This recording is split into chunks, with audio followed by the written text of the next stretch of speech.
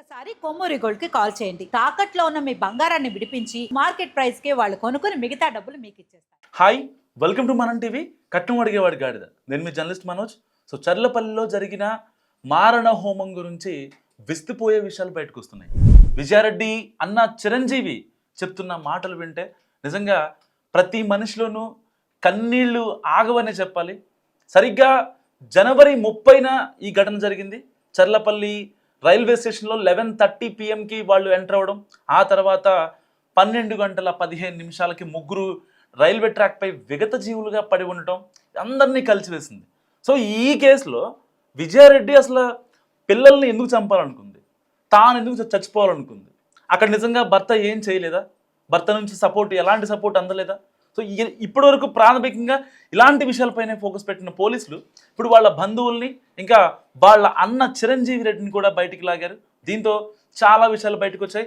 అంతేకాదు వీటన్నిటికీ తోడుగా ఇక ఫిజికల్ విట్నెస్లతో పాటు ఈ యొక్క ల్యాప్టాప్ కావచ్చు, ఆవిడ సీన్ ఆఫ్ అఫెన్స్లో దొరికిన ఆవిడ ఫోన్ కావచ్చు, ఇప్పుడు మరింత సాక్ష్యాలని పెంచే అవకాశం కనిపిస్తుంది ఈ కేసులో.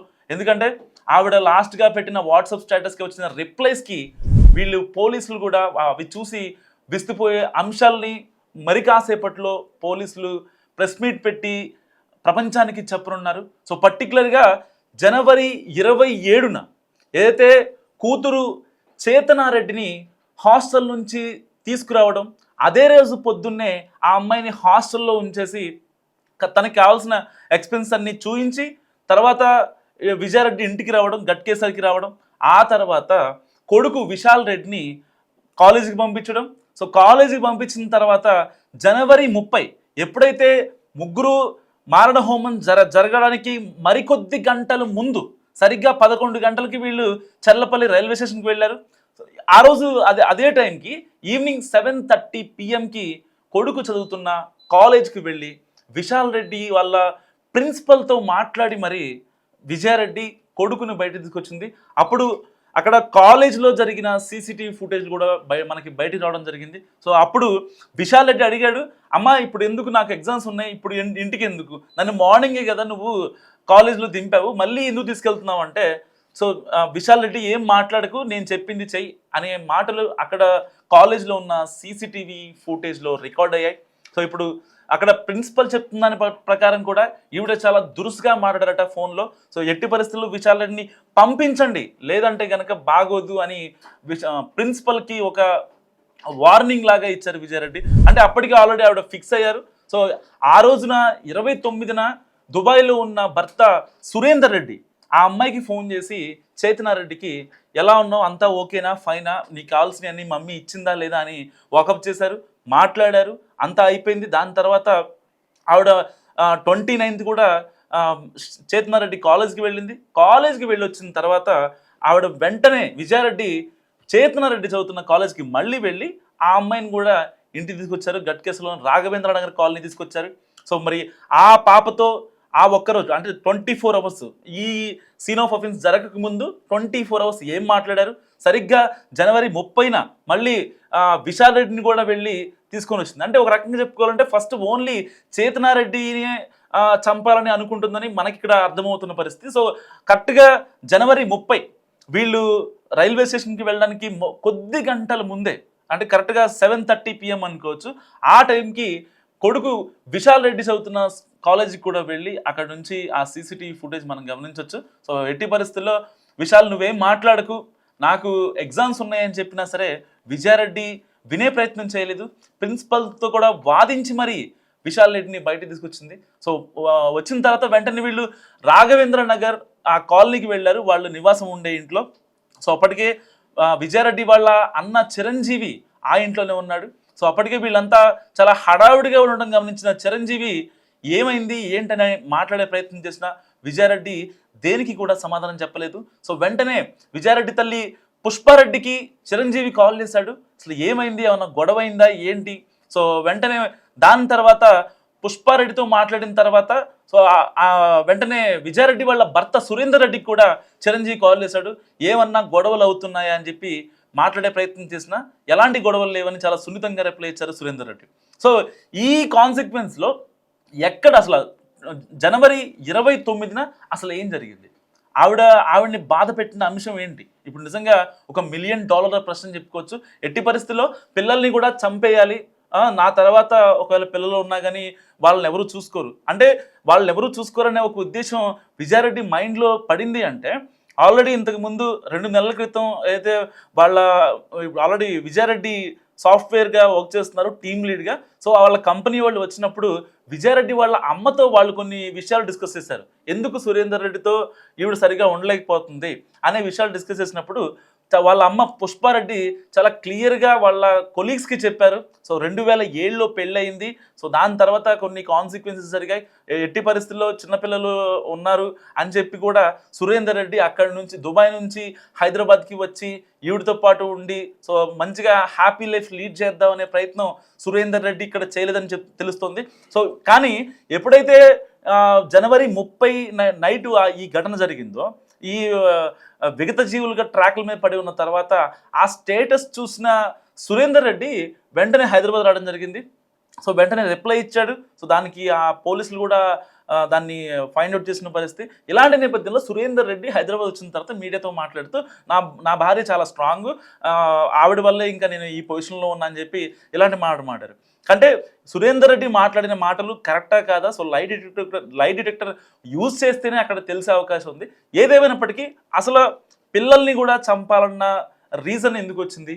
ఆ రోజున జనవరి 30 12 గంటల నుంచి 12:35 వరకు అయితే వాళ్ళు 2-3 ప్లాట్ఫామ్లోకి దాదాపుగా 200 మీటర్స్ వాక్ చేసిన తర్వాత వాళ్ళని ఫాలో అయినటువంటి 4వ వ్యక్తి ఎవరైతే ఉన్నారో అతన్ని కూడా పోలీసులు అదుపులో తీసుకున్నారు. సో అతని దగ్గర నుంచి కూడా డేటా రాబట్టే ప్రయత్నం చేస్తున్నారు. మరికొద్ది సేపట్లో ఈ రైల్వే పోలీసులు, చర్లపల్లి రైల్వే పోలీసులు ఎట్టి పరిస్థితుల్లో ఒక ప్రెస్ మీట్ పెట్టి దీనికి సంబంధించిన అప్డేట్స్ చెప్పే ప్రయత్నం చేయబోతున్నారు. సో దానికన్నా ముందు అసలు విజయారెడ్డి ఆ ఇద్దరు పిల్లల్ని చంపాలనుకుందా, లేదంటే ఓన్లీ చేతనారెడ్డి ఆడపిల్ల, సరే మగపిల్లాడు ఎలాగైనా బతుకుతాడు, ఇబ్బంది ఏం లేదు, ఆడపిల్ల ఎలా బతుకుద్ది అనే యాంగిల్లో ఆలోచించి ఒకరోజు ఏదైతే జనవరి 28న ఆ అమ్మాయిని కాలేజ్ హాస్టల్లో పంపించారు. దాని తర్వాత పంపించిన 24 అవర్స్కే అంటే 29th ఈవినింగ్ మళ్ళీ వెంటనే తీసుకొచ్చేసారు. సో ఈ గ్యాప్లో అసలు ఏం జరిగింది? ఆ రోజున తల్లి పుష్పారెడ్డి లేదు, కేవలం బంధువులు మాత్రమే ఉన్నారు. ఆల్రెడీ 28th 27th ఆవిడ తన ఆఫీస్కి కూడా వర్క్ చేసింది. సో దానికి సంబంధించి వాళ్ళ కొలీగ్స్ని విచారించే ప్రయత్నం చేస్తే వాళ్ళు కూడా చెప్పిన మాట ఒకటే, సో నాకు లీవ్ కావాలని చెప్పింది, కానీ ఆ లీవ్కి ఎలాంటి కారణం కూడా చెప్పలేదు. So as per company norms ప్రకారం ఒక టీమ్ లీడ్గా ఉన్న పొజిషన్లో ఉన్నటువంటి వ్యక్తి అతను కొంచెం ఎప్పటి నుంచో డిప్రెషన్లో ఉంది. సో దానికి కూడా వాళ్ళ ప్రాజెక్ట్ మేనేజర్ కావచ్చు, పాడ్ లీడ్ కావచ్చు, ఎవరు కూడా ఏం మాట్లాడలేని పరిస్థితి అనమాట. సో తన కింద ఉన్న టీమ్ మెంబర్స్ ఎవరైతే ఉంటారో వాళ్ళు కూడా అసలు ఏమైంది మేడం, 2 రోజుల నుంచి ఆఫీస్కి రావట్లేదు ఏంటని వాళ్ళు కూడా ఫోన్ చేసినా సరే విజయారెడ్డి ఎవరు ఫోన్ లిఫ్ట్ చేయలేదట. సో దానికి సంబంధించి పోలీసులు కూడా ఒక అథెంటిక్ ఇన్ఫర్మేషన్ మనకి పాస్ చేశారు. సో పర్టికులర్గా ఈ యొక్క బయటకు వచ్చిన సీసీటీవీ మనం టీవీ స్క్రీన్ పై మనం ఎక్స్క్లూజివ్గా చూస్తున్నాం.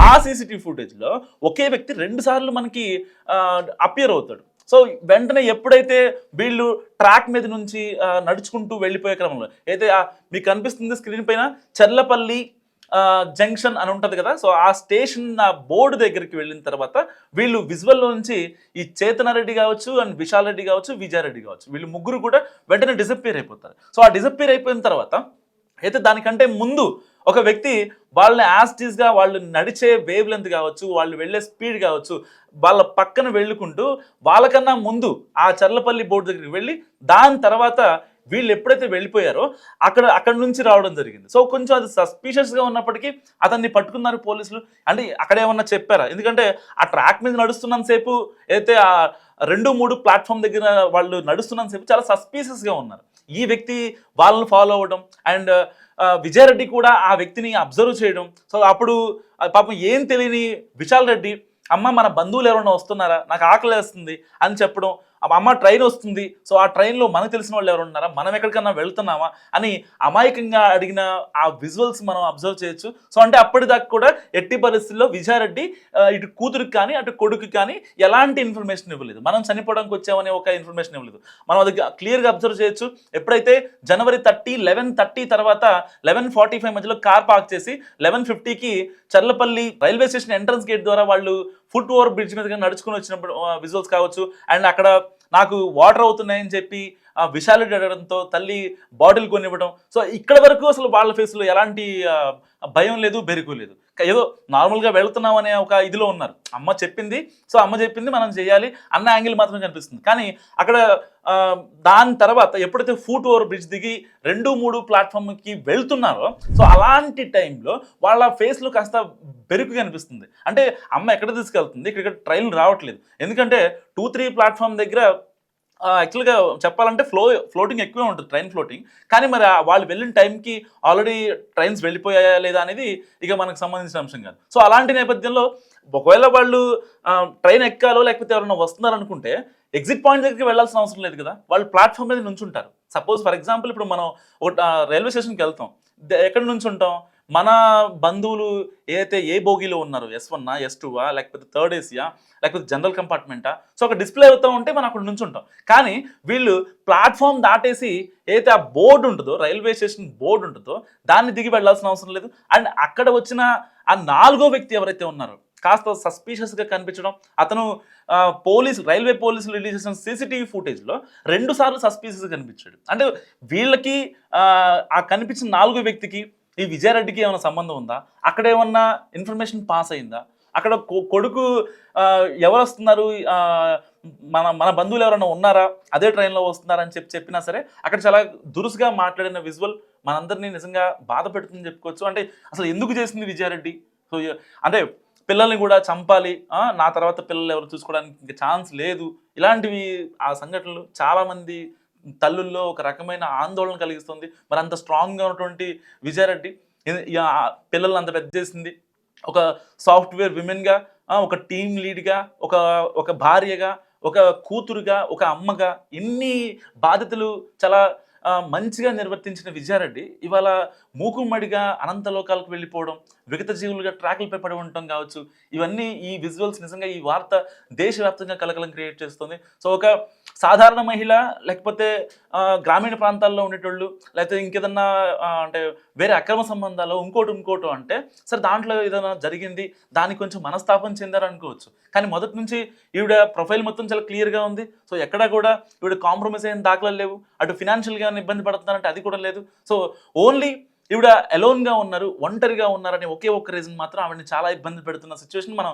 చాలా క్లియర్గా మనకి కనిపిస్తుంది. కానీ అసలు ఎందుకు ఆవిడ చనిపోవడానికి రీజన్ ఏంటి, పిల్లల్ని కూడా చంపడానికి రీజన్ ఏంటి, జనవరి 29న అసలు ఏం జరిగింది, ఆ రోజున కేవలం ఓన్లీ చేతనారెడ్డిని తీసుకోవడానికి గల కారణం ఏంటి, తర్వాత ఆన్ ది స్పాట్లో కాసేపట్లో ఒక 3-4 అవర్స్లో చనిపోతామన్న తర్వాత మళ్ళీ విశాల్ రెడ్డిని కూడా కాలేజ్కి వెళ్ళి వాళ్ళ ప్రిన్సిపల్తో గొడవపడి మరి అక్కడ తీసుకురావడానికి గల కారణం ఏంటి, అసలు వీళ్ళు అంటే కారులో వచ్చేటప్పుడు ఆ ½ అవర్ ట్రావెలింగ్ టైంలో విశాల్ రెడ్డి కాలేజ్ నుంచి ఉప్పల్ డిపోలోని రాఘవేంద్ర నగర్ రావడం అండ్ అక్కడ నుంచి చర్లపల్లి రైల్వే స్టేషన్కి రావడం. సో ఈ ½ అవర్ డ్యూరేషన్లో అసలు ఏం జరిగింది, వాళ్ళని ఎలా కన్విన్స్ చేసింది, కేవలం చనిపోతున్నామని చెప్తే ఒకవేళ వాళ్ళు మాట్లాడే పరిస్థితి ఉంటుంది కాబట్టి చెప్పింది చేయండి అని చెప్పి ఆల్రెడీ మనకి కాలేజీలో చెప్పింది విశాల్ రెడ్డికి. సో ఆయనతోనే ఇంకా అమ్మని అరిపిస్తే కోపం వస్తుందేమో అన్న యాంగిల్లో వాళ్ళిద్దరూ మాట్లాడలేదా, లేదంటే ఎవరైనా వస్తున్నారని చెప్పి బంధువులు వస్తున్నారని చెప్పిందా.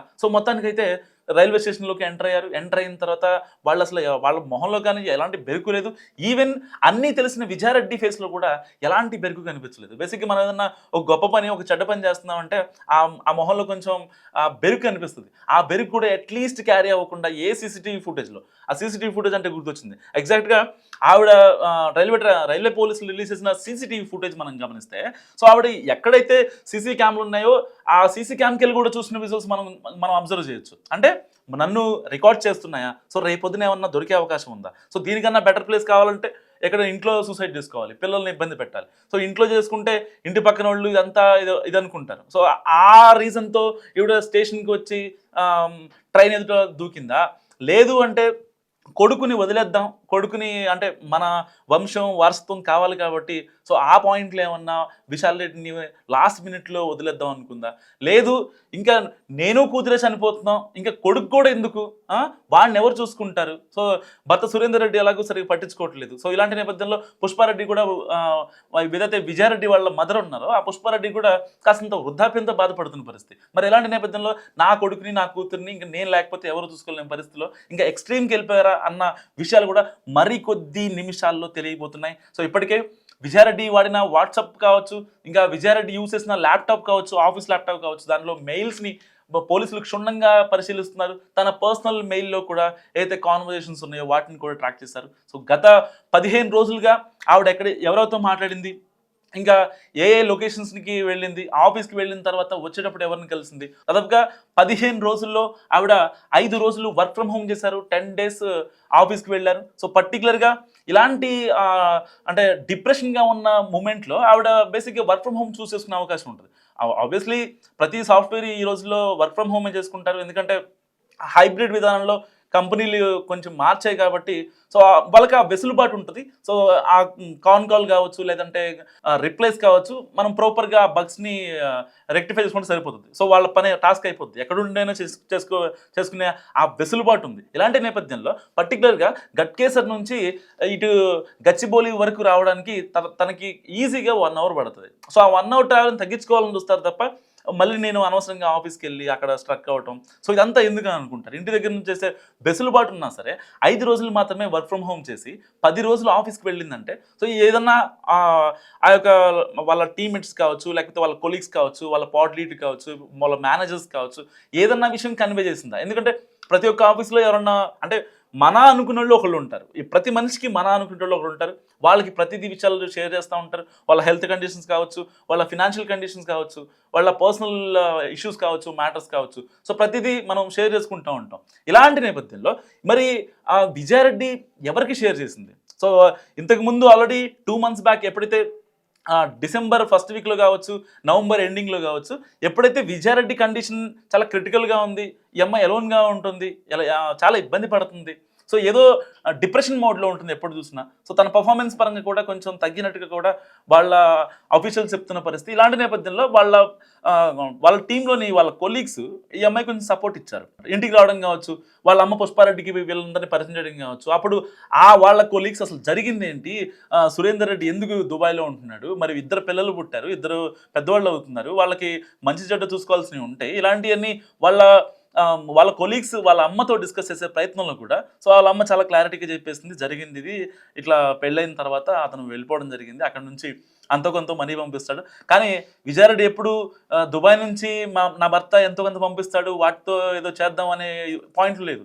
ఒక రకంగా ఆవిడ ఒక సాఫ్ట్వేర్, తనకి వచ్చే శాలరీ చాలా ఎక్కువగానే ఉంటుంది. సో పిల్లలకి ఏం కావాల్సినయో ఆవిడకి ఏం కావాలో, ఇంత స్ట్రెస్లో కూడా పిల్లల్ని చాలా హై లెవెల్గా తీసుకురావాలి అని ఆలోచించింది తప్ప ఇంకెక్కడ కూడా తన క్యారెక్టర్ మీద, తన క్యారెక్టర్ని అసెసిన్ చేయడానికో ఎక్కడ కూడా ఎవరికి స్కోప్ ఇవ్వలేదు. సో నిజంగా ఆ మహాతల్లి చనిపోయి ఎక్కడుందో తెలియదు, కానీ సో ఆ పిల్లల్ని ఎందుకు చంపింది అనేది ఇప్పుడు చాలామంది మాతృమూర్తుల్లో మెదులుతున్న ప్రశ్న. ఫైనల్గా విజయారెడ్డి కేసులో మలుపు చిక్కని ప్రశ్నలు కాసేపట్లో తెగే అవకాశం ఉంది. సో విజయారెడ్డి ఎందుకు చనిపోయింది, పిల్లల్ని కూడా ఎందుకు చంపేస్తున్నారు మీరు అనుకుంటున్నారు? మస్ట్ కామెంట్ చేయండి. చూస్తూనే ఉండండి మనం టీవీ.